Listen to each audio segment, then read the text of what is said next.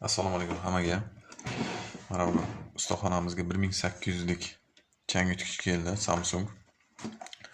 Bu chang yutgichimiz yangi xalta qo'ysa ham shu tepadan changni chiqarib yuboradigan ekan. Shuni hozir birgalikda tuzatamiz.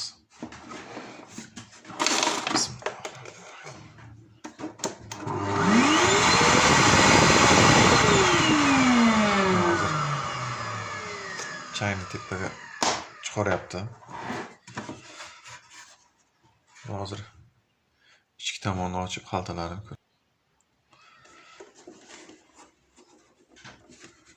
ichki xaltalari yangi ekan. Bu bo'ladi, ichki xaltasi yangi ekan. Filtri ham yaxshi. Endi tepadagi filtrni ko'ramiz.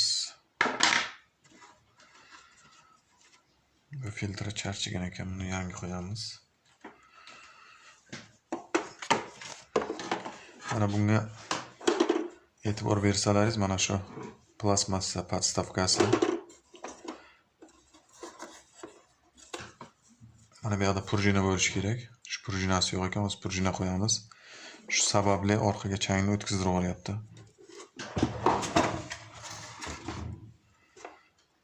Shuni hozir prujina qo'yamiz. Mana shunday tushib ketmasligi kerak. Qo'yganimizda xaltamiz mana shunday tik holatda turishi kerak. Korpusi yopilganda shu joyiga to'g'ri kelishi kerak. Hozir bu pastga tushib ketyapti. Buni hozir birgalikda to'g'rilaymiz. Mana prujinamizni qo'yib oldik. Mana shunday pastga bosgan payti, xaltani qo'ygan paytimiz, keyin prujina xaltani shunday ko'tarish kerak. Agar xaltani qo'ygan paytimiz ichiga tushib qolsa, qaytadan tortgan changimizni o'zimizga tepaga chiqarib beradi. Shuning uchun mana shu plastmassaga e'tibor beramiz. Shu xaltamizni ushlaydigan plastmassamizni prujinasi doim o'zini joyiga turishi kerak. Hozir prujinani qo'ydik. Hozir endi zavodskoy holatiga keldi. Hozir endi mana bu filtrni o'rniga yangi filtr kesib, o'rnatib ishlatib ko'ramiz. Mana yangi filtrni ham kesib oldik. Buni hozir joylashtirib ishlatib ko'ramiz.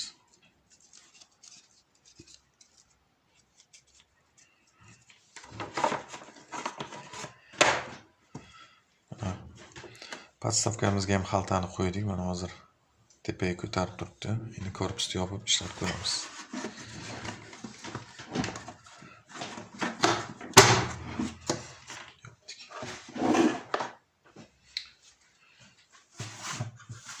Ustaki changlarni tortib tashlaymiz.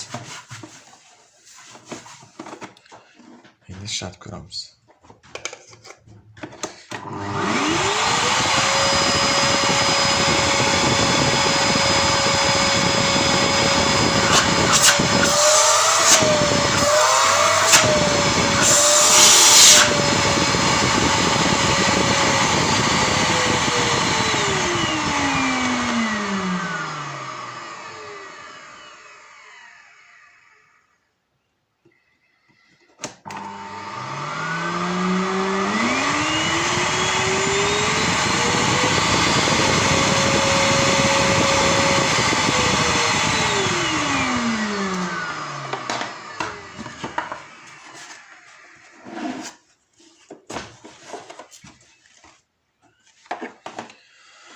Mana shu narsamiz agar prujinasi bo'lmasa, keyin mana bu yerdagi filtrimiz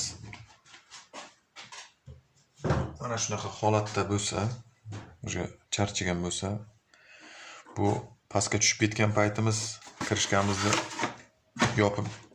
yopgan holatda o'sha ish jarayonida ishlatsak, bu xaltamiz pastga cho'kib qoladi. Insos ichiga to'liq musurni tortmaydi xaltaga, keyin tepaga beradi. Tepaga bergandan keyin tortgan musurlarimizni yana qaytadan chiqarib yuboradi. Shuning uchun birinchi plastmassaga, keyin mana shu tepasidagi Mana shu filtrimizga e'tibor berishimiz kerak. Hammaga rahmat, sog' bo'linglar.